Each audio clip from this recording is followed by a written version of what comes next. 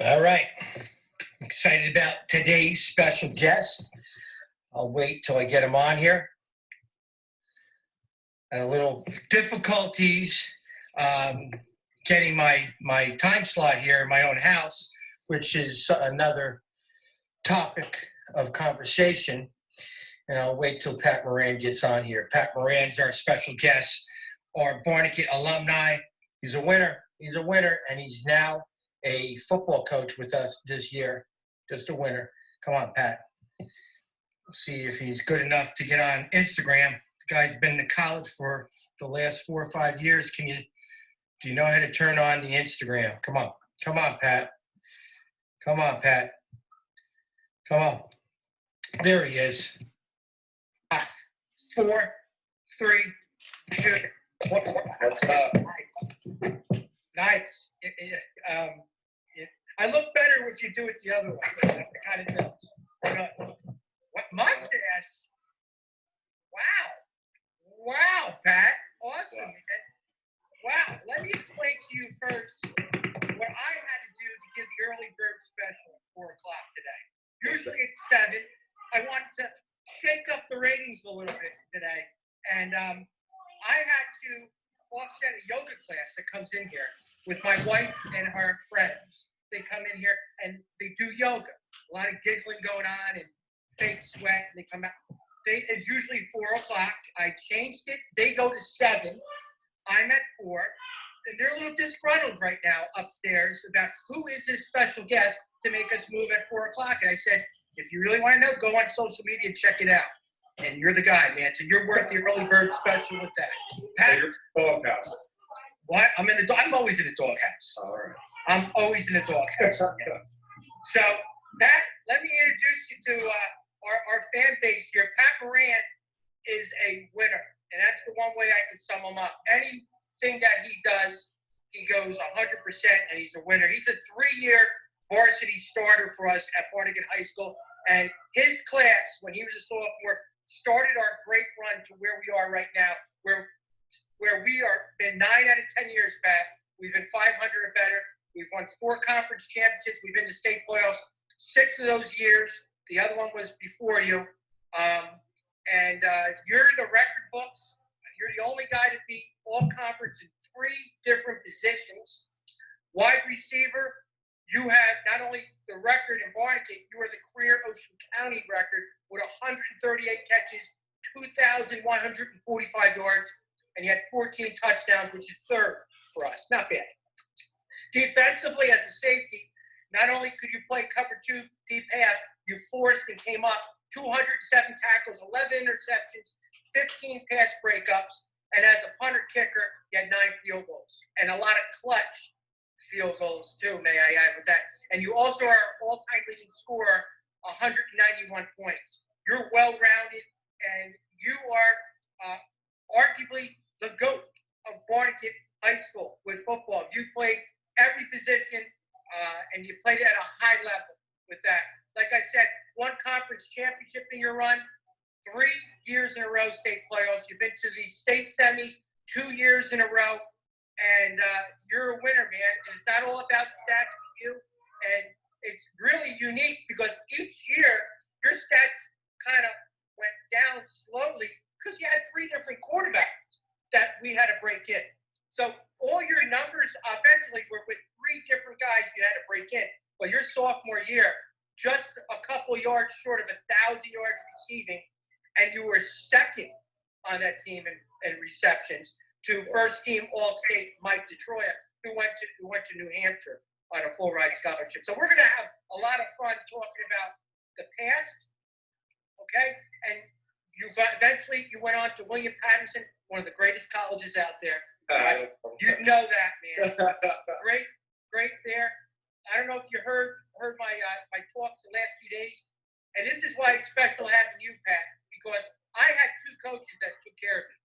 I had Lou Versillo when I was at Lacey coaching for 6 years there, and I learned so much from him, and he's like my resource for coaching on a high school level.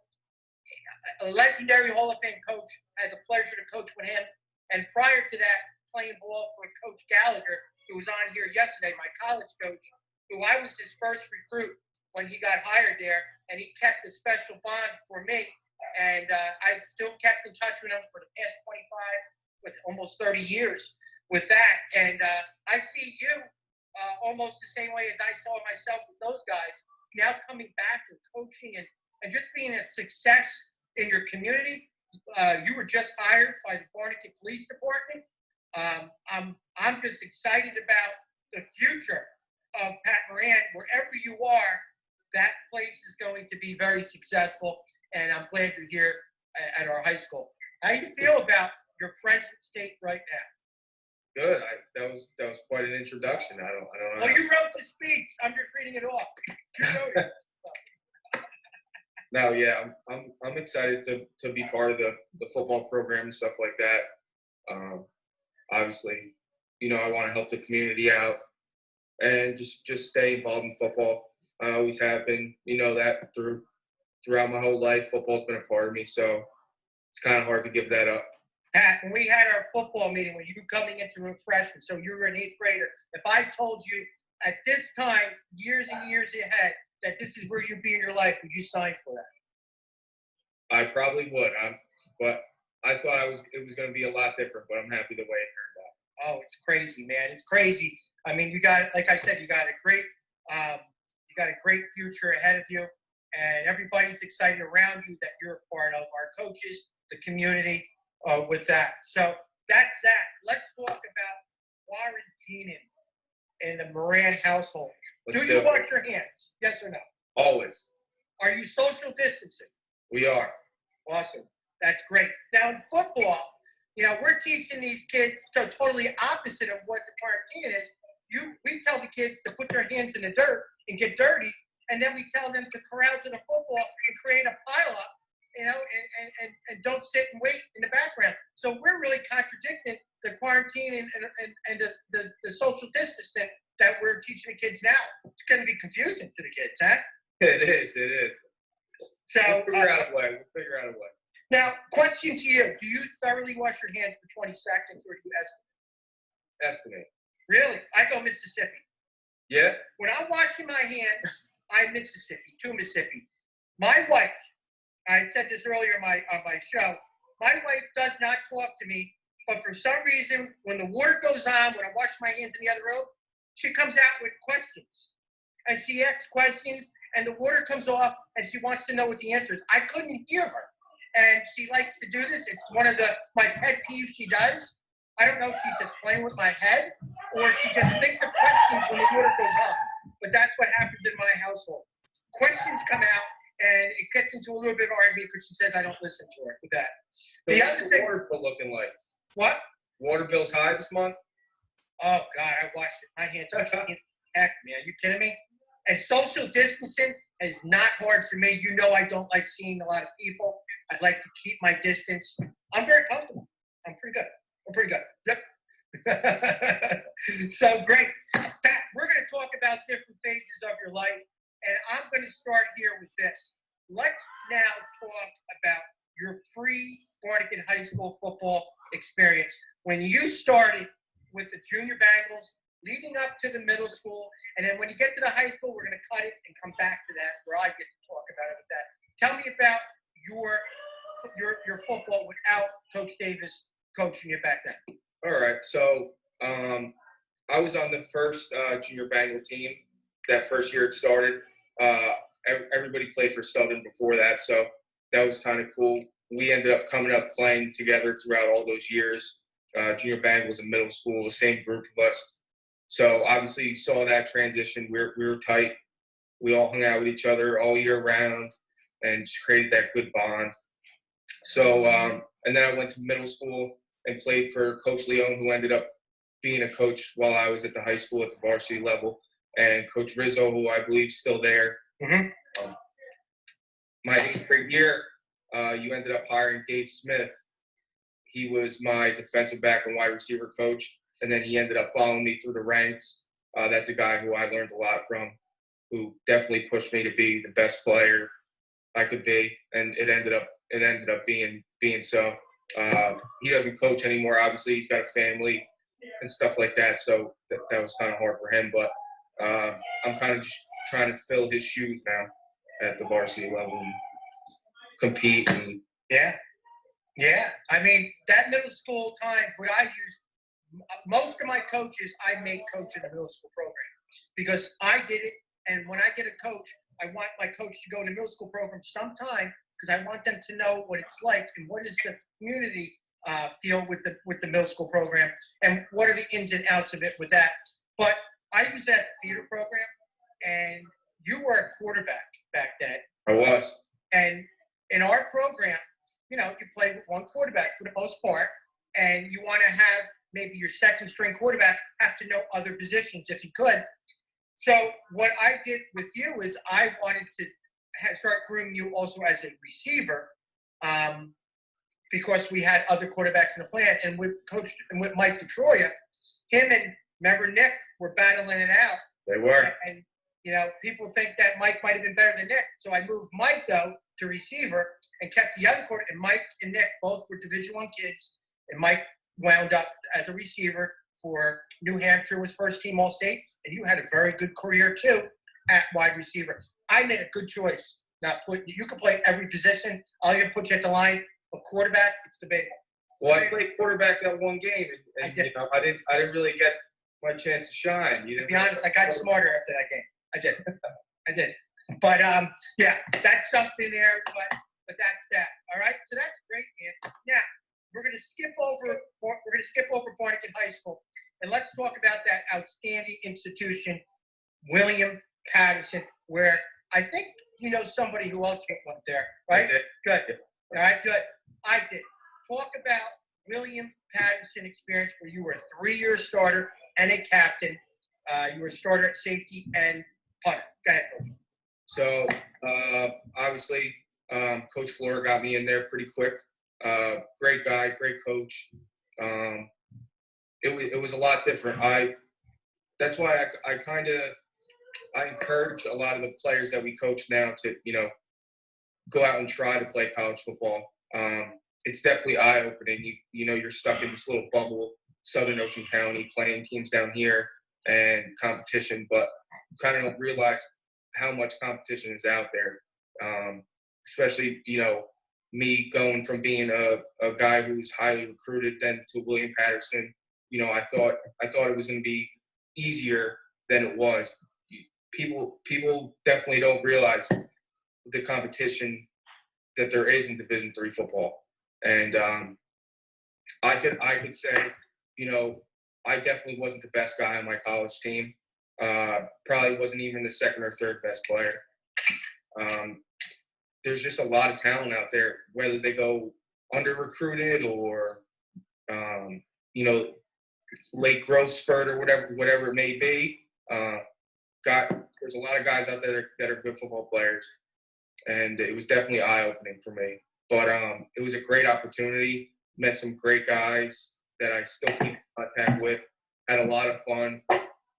Had the opportunity to play for Sean Williams, who was my coach, as well as the defensive coordinator. Now, Sean played for the Giants. He went to UCLA. UCLA, first-round pick for the Giants. Played there for 9 years. And then he won a Super Bowl ring, didn't he? No, he lost in the NFC Championship. Yeah, great guy. Still keeps in touch. Yeah, he's a great guy. Very, very humble, which is very surprising. If you didn't ask him about the NFL, he didn't talk about it, which was cool. But he would share stories if you asked, and he just a wealth of knowledge. He taught me so much about playing defensive back and how to break down film and what you could look for and tendencies and stuff like that. So I learned a lot from him. But it's just college football is different. You definitely have to re-fall in love with football because it's not the same as high school. No, you're a freshman again.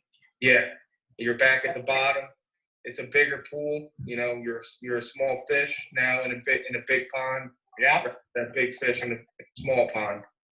So it was definitely eye-opening.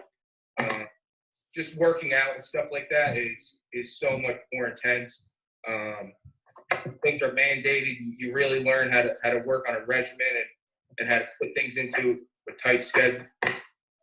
So, I mean, it definitely helped out camaraderie. You have to rebuild camaraderie. You have to learn how to talk to people and how to get along with people from different areas that may not be as fortunate as you and may have different outlooks on life. Oh, yeah. So that was it was a good experience. It definitely helped me out to the spot I am now. I love following your career. I love when you played Montclair State and you had, remember Benny Bivens? Yes, I do.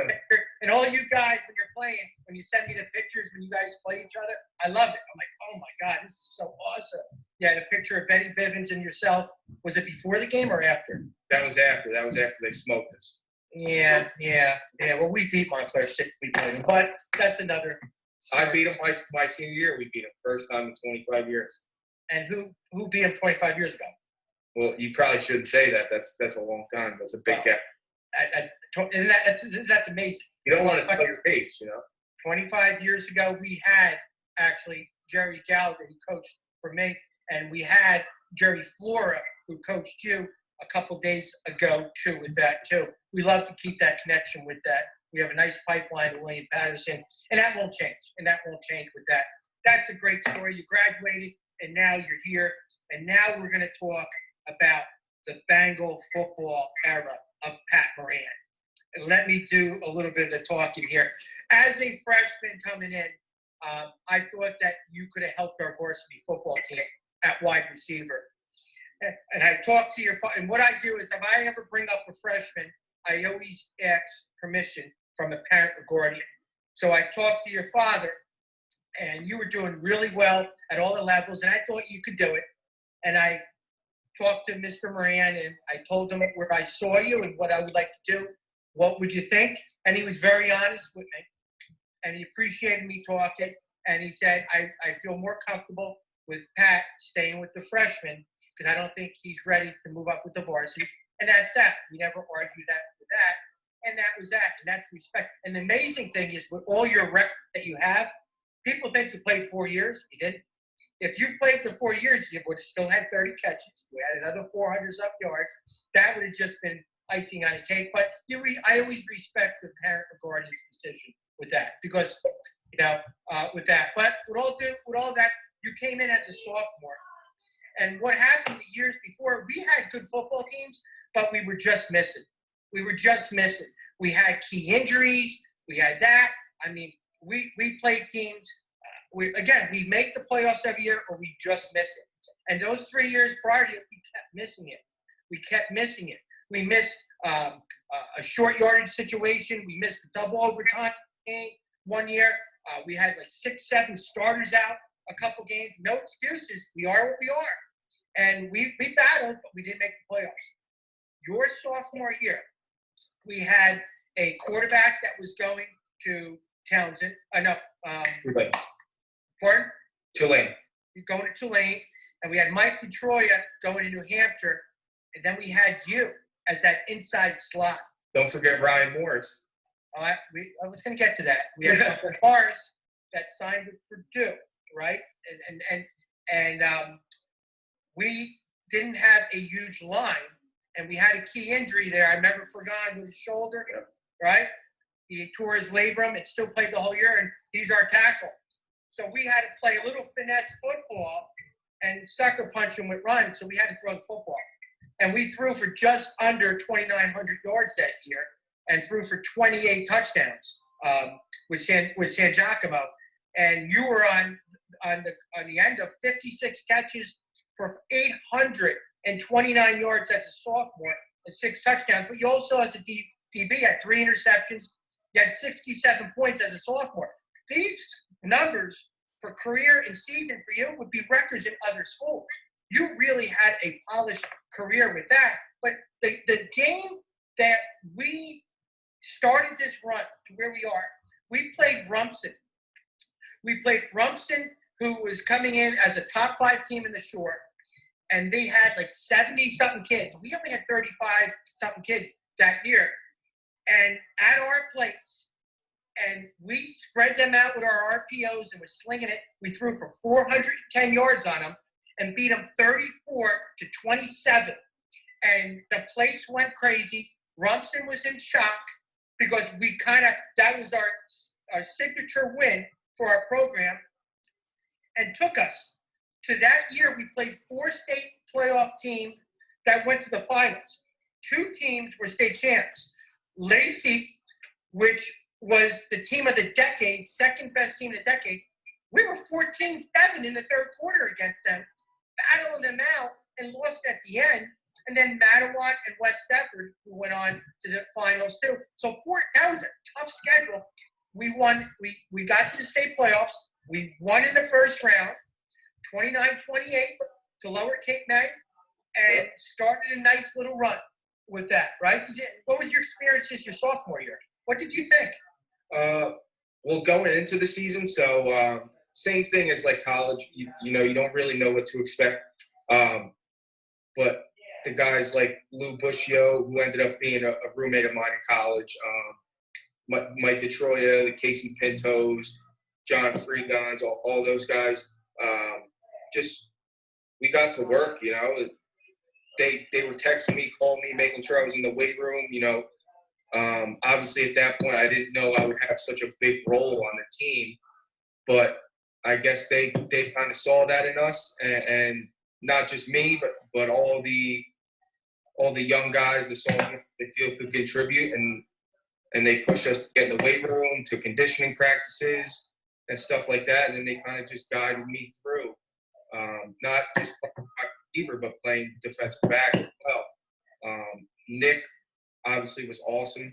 He explained everything to me, the route tree, where he wanted me in certain coverages, explained to me how to read a coverage pre-snap and find the backer and find holes in the zones if teams were playing zones and stuff like that. So they really molded me from a wide receiver standpoint. I mean, Mike taught me how to play wide receiver. He really did. I give him a lot of credit for you guys that year, because they had the stats in the paper. You and Mike were 1 and 2 in the short conference in receiving. Mike had 67 catches, and you finished with 56. But at one point, you had like 11 catches in one game against Red Bank, and then you went over him and him.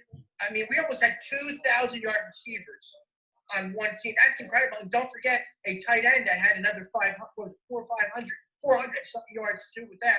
But you were just part of the piece. But your piece was huge with that. We had great seniors, not a lot, but great seniors that led the way, right? We did. Your junior year. Now, your junior year, you come in, we had new quarterback, Mark McCoy. We had the kids from the other year team. We had good senior class, though. They were good. This was a good season. We played Rumson at Rumson. We just beat them. So Rumson's a little annoyed that we beat them. So we're at their place. They're the number 1 team in the short conference in preseason. Game 1. We're up there, and we're beating them 16-7. 16-7 with 4 minutes remaining, and we lost. 2 turnovers. We lost the game. I mean, there's no moral victories, but they were in shock where they were saying, you guys are legit. We had a fumble. We had 2 fumbles in that game that cost us. 16-7, they went off to beat us by 2 with that at the end of the game. It was a dynamite game when you look back on it. Then we lost our next game. We had 5 turnovers. We're 0-2 now. Our goal is to make the playoffs and win a championship. We're now game 3, and we're losing at halftime to Central, and it starts downpouring. So we're 0-2. We're losing at halftime, 10-7, and it's downpouring. And now, how are we throwing the football? I remember telling you guys, this is the season right here. We're going to gut it out and win this game, and that's what we're going to do. And we came back, and we beat them, and we won this conference championship. We went 7-4. We went on a run. We finished in the top 10 like we did the other year, and beating Brick 27-21 in overtime at Barnegat. The place went crazy. Yeah. I mean, Brick Township is a historical football program that we beat at this place, and we got hot right away from 0-2 to 7-4 by the end of the year. We got real hot and beating Point Borough in the state playoffs. What was your experience winning the first home playoff game, 35-31? Oh, that was cool. The just the atmosphere itself. That was the craziest atmosphere I've ever been in a high school environment. I remember we all went out for pregame, and there were still the stands were already packed. You know, by game time there wasn't a spot on that fence to stand, and there was no seats in the stands either. Packed around. Yeah, it was unbelievable. The game itself, it was a gritty game. You know, every time you play Borough, they're going to be gritty. They're going to be tough. They're going to grind it out. The offense, the triple option doesn't help either. You know, so we just that year, the leadership we had on that team was unbelievable. I feel like that senior class definitely molded the sophomores that eventually went to the state title. They kind of taught them how to lead and the proper way to run a team. You know, we were all best friends. When we got on that field, you were teams like Smithman and Schofield and Morris, McCoy. They held you accountable to your job on the field. Aside, you know, they weren't afraid. You're out of line. You know, they were tough too. Yeah, when it comes to the team, they weren't afraid to tell you you're out of line. You know, you're here for one thing, that's to win football games, and that was the mind. Yeah, it was nice to see Mark McCoy get his 1 year shining at quarterback and throwing for just under 2,000 yards, getting player of the year, doing all that, and he just didn't beat out Nick Sangiacomo the years before that and had an outstanding season and eventually later on get drafted in Major League Baseball. Did a great job. He was a defensive guy for us with that. That was great. You had 40 catches in that year for 769 yards, 5 interceptions, and 73 points. Great. But that Point Borough game, you had 133 yards, 6 catches. You recovered the fumble. Did you recover? You stripped it? Yeah, I stripped the fumble. You stripped the fumble at the end of the game. The place just went crazy. That was a shining moment, one of the top 5 moments in our Barnegat history. I'm sure it's debatable with old out, but that was a great run with that. Now the next year, now you're the papa. You're the old dude. You're grandpa, man. Now we were so young your senior year. We had 7 sophomores starting. We had 2 sophomores not starting because they had to sit out 30 days because they were transferring from Holy Spirit. So they had to leave. They left Holy Spirit, had to sit out 30 days to come back to play for their home school. And we knew they were very talented, and you held the fort down. We had multiple quarterbacks at that position. We were trying many different things because St. John was our quarterback, and he came in on the 5th game of the year. So Ricky Gerena did outstanding in that second game on to hold the fort down. And we know he was a good receiver in DB. And you played quarterback that first game, so you didn't get any passes thrown to you. But we were competitive. We lost a couple games here and there, but we made the state playoffs. We had a chance to win the conference championship, but we lost by 2 points to Donovan Catholic. Without those guys, we have St. John, and then there's no doubt we would have won it. And that string, though, of when you won last year of conference champion, we won 3 out of 4 conference titles. We potentially could have won 5 out of 5 the year before and that year of your senior year. You had a great run with that. And we lost in the state playoffs, a tough one, but we were a young team. We lost. We were winning, and we lost at the end of the game. 5 turnovers again with that. But again, your numbers, 42 catches for 547 yards, 3 interceptions, 51 points. You were very consistent. But I think how amazing it was as a receiver that you had 3 different quarterbacks with these great numbers.